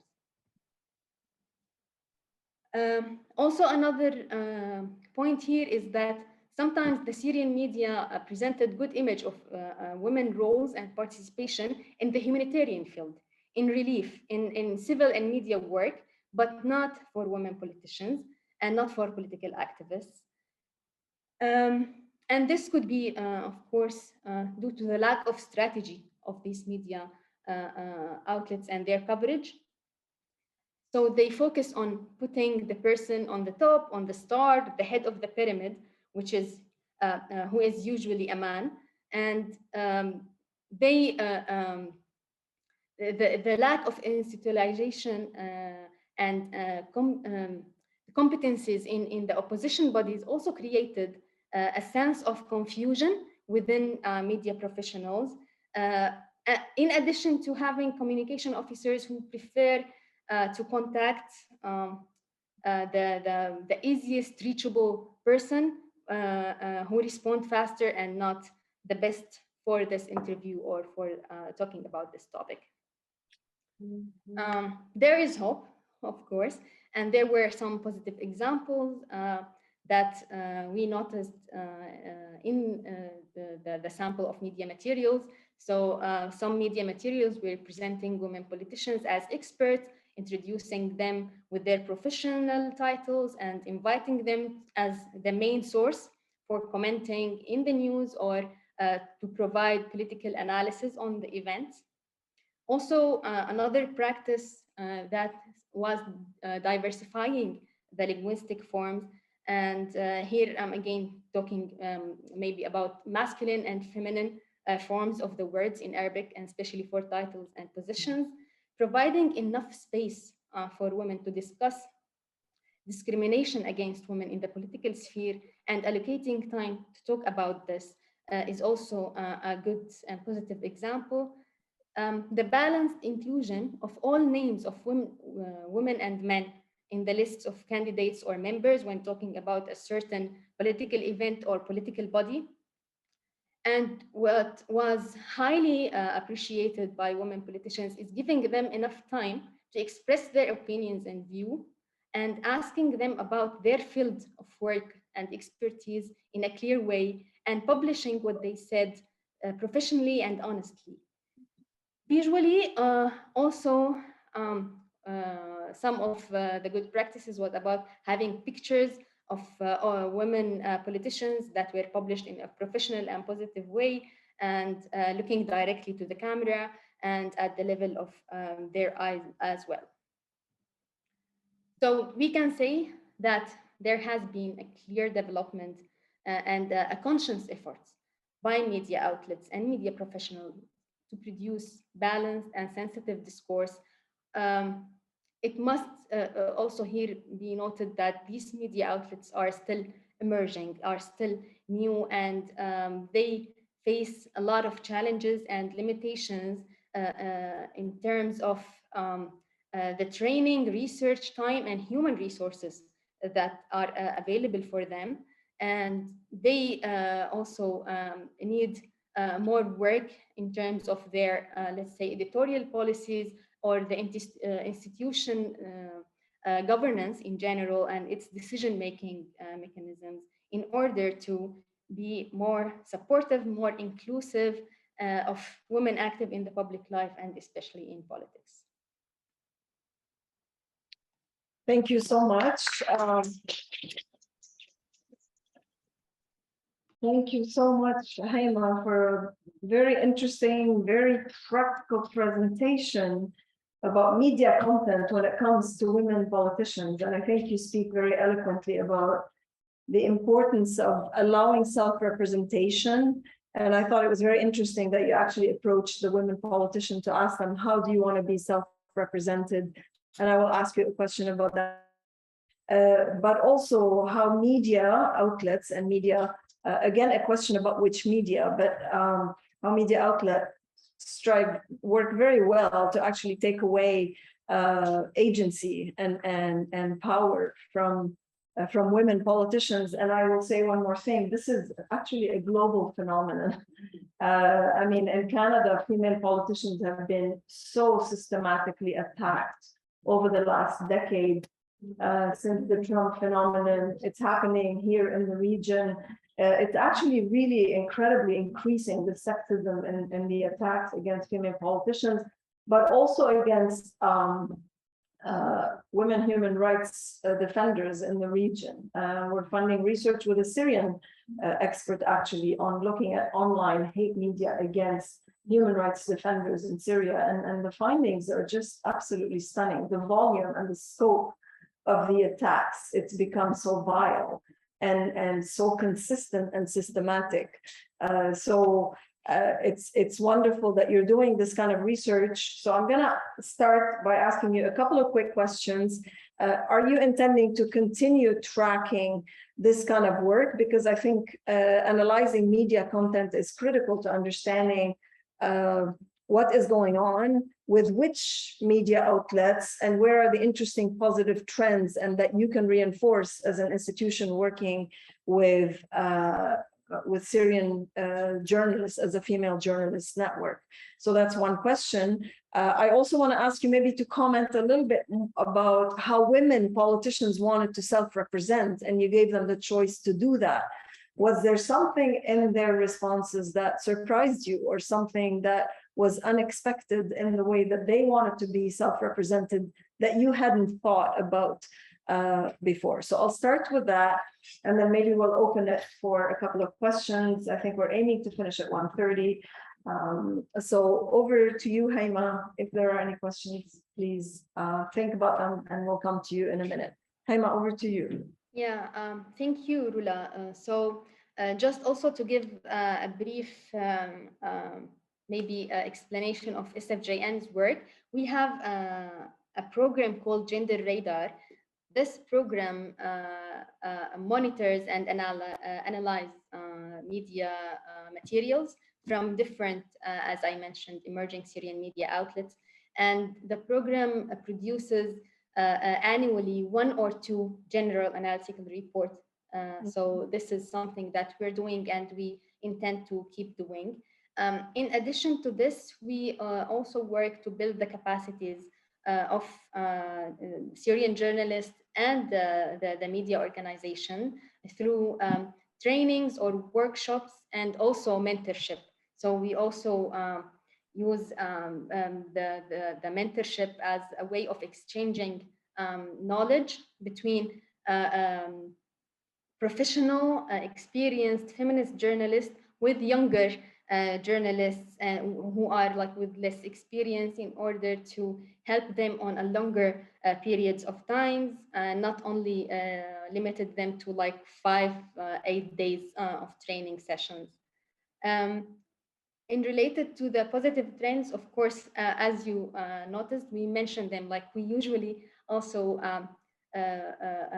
tell our partners from the media outlets that we see the positive steps that you're taking. We encourage this work. We understand the limitations and challenges that you're facing, and we work together with them into having these positive trends continuous and more deepening them into their strategies and policies in the media outlet. I think that the second part of your question was about the self-representation of women politicians. I don't know what in what stage we like decided to do this, but it was after, during the interviews, while I was interviewing these women politicians, they mentioned how media sometimes introduced them wrongly with a wrong, let's say, experience or a wrong title or with the wrong information, even historical information, like about when did they leave Syria, when did they join, for example, this political body, and again, how they felt when they found this wrong information about themselves in the media, in addition to how they experienced some of the media cutting their quotes, stripping them of context and putting them just in the way that would serve the agenda that this outlet wants to present in this media material, for example. So I decided that, of course, like in collaboration with my colleague, that we will send these women politicians the brief or the introduction that we will put in the research about them, so they decide what's important and what's not. You will notice if you see the research that some wrote like several paragraphs and some decided to go like with the short paragraph only about their current positions, for example. And the same also applied for their quotes used in this, because also, as I mentioned, sometimes when turning the dialect, the used dialect into the standard Arabic, maybe you misinterpret something, or it's again not contextual to what they were saying. So it was also important for us, and it was a positive practice for them. They like highly appreciated this and like thanked us like for doing this, and that made them feel safe and comfortable dealing with SFJN or continue working or participating in further research. Many thanks, Hayma. I just also wanted to say that it was really just fantastic that the report is actually written and authored in Arabic, and now we are looking at the launch of the English translation. I think it's great. It's usually the other way around, so really happy about that. Lina? Yeah, very quickly. Hayma, first of all, thank you very much. I just wanted to say that we got to know and connect with the Syrian Female Journalists Network through our friends and colleagues at the Asfari Foundation during a meeting with the Syrian Civil Society quite recently. This is not a question, not a comment. I just want to acknowledge the amazing work that the network is doing in, number one, very difficult circumstances with the diaspora and inside Syria, and working with different levels and different sources of oppression, which is amazing. So just want to acknowledge this, Hayma. I want to thank you for being with us, and this is also our commitment as an institute to continue working together. I think what you're doing is simply amazing, and I'm really thankful to Anas and our colleagues for making this again. These synergies happen. So thank you so much. And this is probably the first time of many that we will be having a conversation with SFJN. Thank you. Although the acronym, I have to say, is complicated. Thank you. I will call it the Network of Female Journalists Network.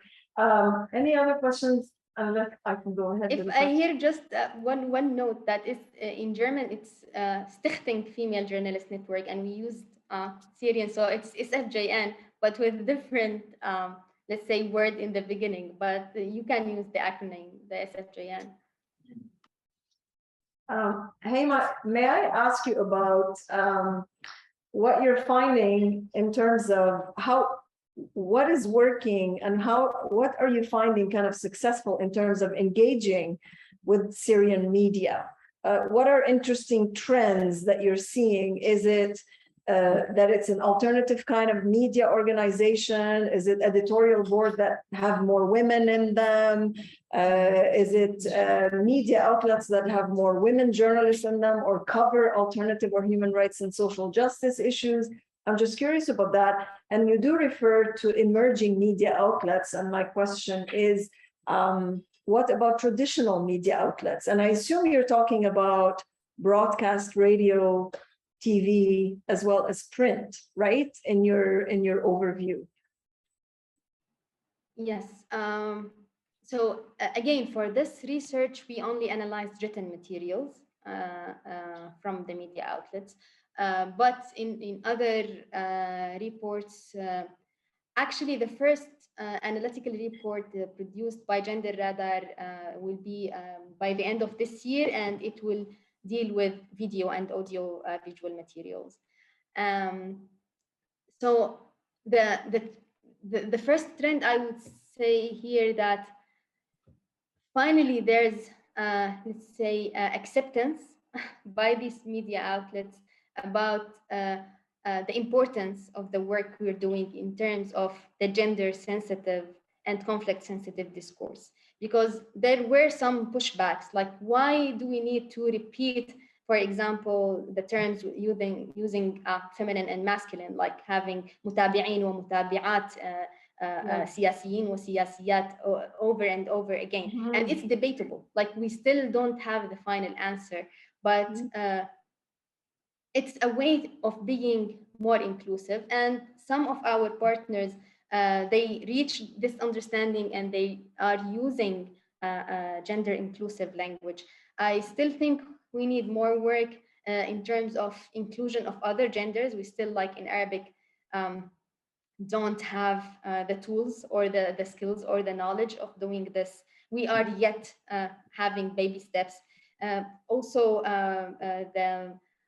the ableism and the ageism in the discourse, also how these, I would say, concepts are also being perceived by the media or portrayed to the public. The power dynamics and the relations inside the media discourse is also a way we need to work further on dismantling it and analyzing it. We need to unlearn a lot of things that we learned before through our education system and the traditional work that was done by traditional or state media organizations. The terminology in Arabic needs a lot of work. I know there are like very promising initiatives in that regard, but we still need terms that are close to the public, that are contextual, that make sense to the different communities, not only for the, let's say, educated, high class or researchers and people in academia. And the research is titled to be taken seriously, and it's not only about women politicians, but for us as well. We are not taken seriously as women. We are not taken seriously as people from the Middle East or Swana, or like we have so many problematic terms being used referring to us, and we need to choose what term makes us comfortable introducing ourselves. And also we are not taken seriously as activists by academia and research institutions. So all of these aspects, it's a process, but we need to work on all these aspects together with the media outlets, as they have like a very critical and crucial role in shaping the social trends and stereotypes in the communities, but also with other researchers and other knowledge production institutions and organizations in order to tackle these problems. Thank you so much, Hayma. I'm looking for questions around the table. Otherwise, Lina has, I think we want to thank. Go ahead. I'm sorry, I have to go. Thank you so much for coming and attending the session, and I hope we will see you all in the afternoon. Thank you so much. Great. Okay, any other questions, comments? Please go ahead. Hello, my name is Ayman. Thank you very much, Hayma, for this research. I happen to know, I think 90% of your interviewees, because I'm a member of the Syrian political movement, and they're all new to me. Maybe you have heard or you were aware of the recent, not long ago, that debate that happened on social media by one of the famous writers who was, he complained saying that he was harassed by these politician women because he kind of instigated a debate around an issue. I don't want to go into the details, but it was a big thing on Facebook. And it's amazing how when women would like to open a conversation with men respond by saying they are harassed. So, he refused that author, that writer, whom I actually follow, and I was very surprised by his reaction. So, and he accused all of these, like most of these politicians, big renowned politician women, among whom we have interviewed in the research, by harassing them simply by trying, because they wanted to try and open a conversation and say, please let's hear each other and debate. So it's just very interesting to hear more about the research, and it happened that this is also happening. Thank you. Any other? Yes, they're all. It's very nice to hear from Civil Journalists Network. It's very nice to see from Civil Journalists Network. But none of it is, I mean, it's global. This experience. Absolutely. The sovereignty is global. The terminology, and I mean, I'll give an example. At some point, the Canadian government invited a group of Syrian women negotiators in the negotiations team at the time. And the questions that would come are about women's issues when they're actually negotiating peace agreements and transitional justice issues. And so it's shocking how really global as a phenomenon it is. And I think we're seeing a revival of it, sadly. Okay, I want to thank so much Hayma for her incredible contribution. And I think we want to look forward to more of these reports to understand the trends and where are the successful entry points would be. And thank you for all your activism on this very important front. If you can join me in thanking Hayma.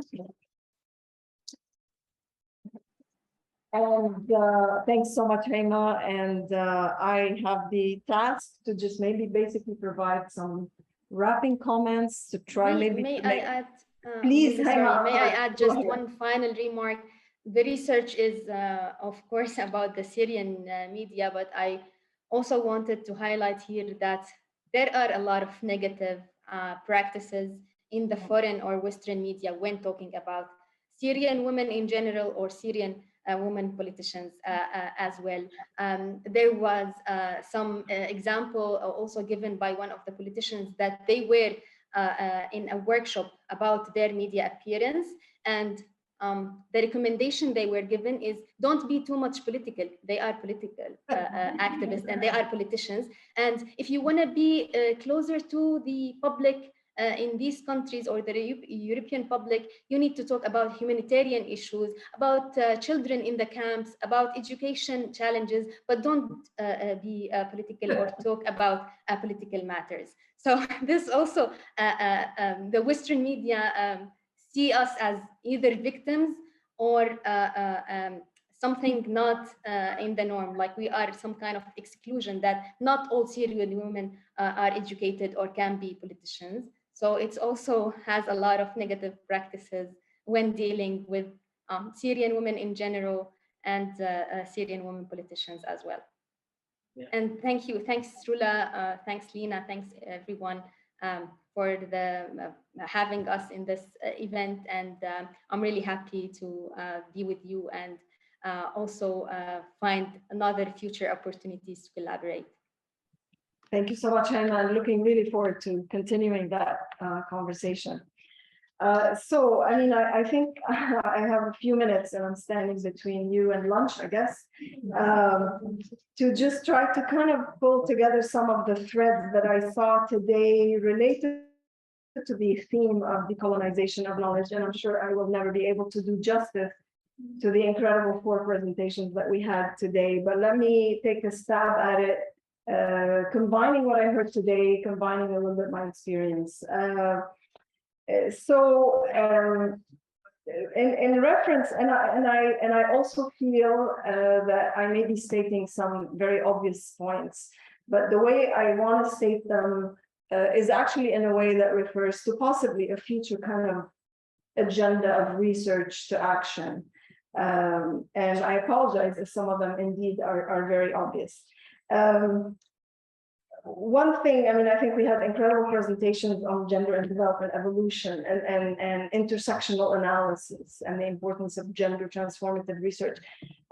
When we talk about decolonization, if we want to achieve decolonization of knowledge, that cannot happen without really integrating a strong intersectional gender transformative lens. I think it goes without saying you cannot decolonize knowledge without a strong feminist analysis in it, without looking at an approach that looks at the class structures of power, that looks at gendered hierarchies of power.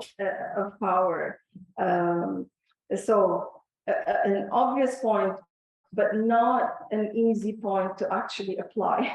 We always talk about integrating intersectional gender and transformative analysis. And then we are at IDRC going through our own internal exercise of looking at our own projects and see how much and how many of them are actually integrating that kind of analysis. And we're learning a lot from what we are studying. It's not evident, it's not easy. And this is something that has to become intentional for us to really achieve decolonization of knowledge. Decolonization of knowledge is also very close to the whole process and concept of research ethics, and research ethics specifically in the social sciences. And this is an area we've been working quite a bit on. And it's about what do we understand as knowledge, and how do we conceive of knowledge and knowledge production. Knowledge is a public good. It's not always evident that knowledge is and should be used as a public good, serving the interests of and enhancing the voices of all, especially the excluded and the marginalized.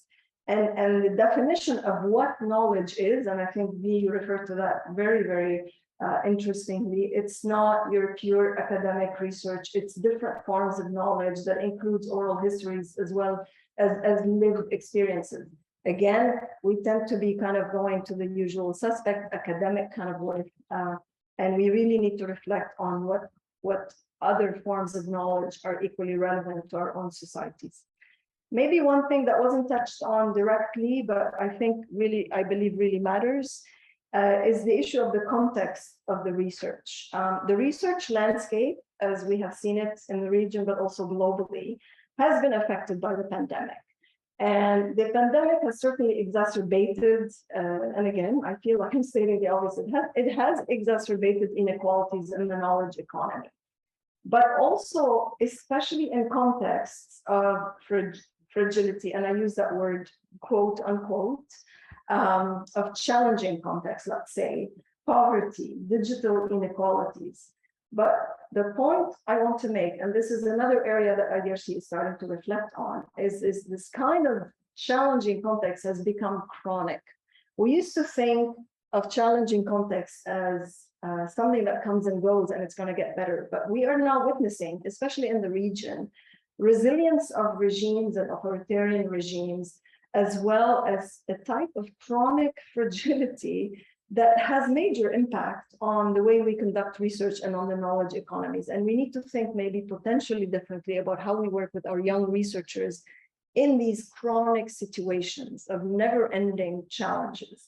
And I will just quickly mention, very happy to be working with the Arab Council on Social Sciences on research that's specifically looking at this kind of context, and how do we then support emerging scholars, younger researchers in this process.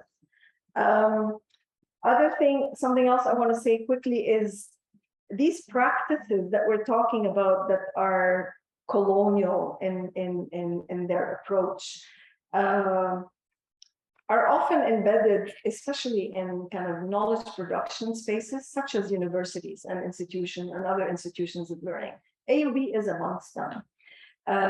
They are part of the key knowledge ecosystem and infrastructure. And so the question is, how do we maintain these strong pillars of academic governance, such as in these spaces, that in a way that is conducive to decolonizing knowledge while maintaining academic freedom and institutional autonomy. Birzeit University, I want to point to a recent report that they did on the process of tenure and promotion systems in Arab universities, and it's completely colonial, and you've talked about very well as well. So the question is, decolonization is not about individual practices and how does an individual researcher conduct research. It's about addressing structural conditions that are maintaining the status quo and the coloniality of the knowledge production and the knowledge economy. So we need to, as Hayma said very well, we need to deconstruct and unlearn and try to map out the constraints that we identify systemically in these knowledge ecosystems so that they become more contextualized. And I don't think there's an easy answer to that. I mean, we are facing systemic pressures, and that includes the donor-fundee relationship as well. So the question is, how do we address these things from a systemic way rather than an individual way? It's also, and I'm going to say one thing here, it's also critical to look at the power dynamic related to the point about some institutions in the Global South replicating these dynamics. It's critical to look at these power dynamics in the Global South and not assume that combating Northern, Western exclusivity, the answer to that is only to lead to a purely Southern one, because Southern, the Global South is systemically sometimes full of these coloniality practices. So the objective of our work of decolonizing knowledge is not to create another type of exclusion. And I think we have to find the ways to work with these power imbalances and inform them and unlearn them to be able to deal with them. And I go back to my original point, which is always something I ponder about because it's an IDRC objective. How do we bring in Global South voices to the global arena? And I believe it's important to find a way to influence these global discourses. So in a way, we're trying to come up with like some critical mass in Global South research that's gonna, in the global knowledge production, that will allow to inform, that will inform these global development programs, global research programs. Again, no perfect answer, but individual work at every stage of the way and every process that we're all engaged in. South-South partnerships, this has been a fantastic example of that today. Thank you, Al-Asfari Institute, for bringing all these different voices in the process. And I mentioned that we need to capture knowledge that is not traditional, but understand oral traditions and lived experiences. And finally, I just want to say, and I also echo everything is political ultimately, and we need to really understand the political context. And we cannot be depoliticized in the process of decolonizing knowledge. And I want to thank you so much for this incredible session, for the speakers, if they are still with us, for the Al-Asfari Institute, and thank you all for being here. And thank you for the invitation, Lina and Al-Asfari Institute. Thank you for the moderation, Vivian, Moitri, Hayma, Shivani, and all of you who are with us. This is the beginning of a conversation, and this is something that, as an institute that is committed to maintaining these spaces and this conversation, I can promise that this is a kickoff conversation, particularly since some of our fellows are going to become resident fellows. She's determined. And will help us actually push this conversation forward, and I see our younger colleagues from faculty members also being an important part in helping us move forward and actually nurturing this space with additional voices and additional conversations. I would like to invite you all for lunch. And thank you so much for being here. And I hope we'll be able to have side conversations during lunch. Thank you so much. Thank you, everybody.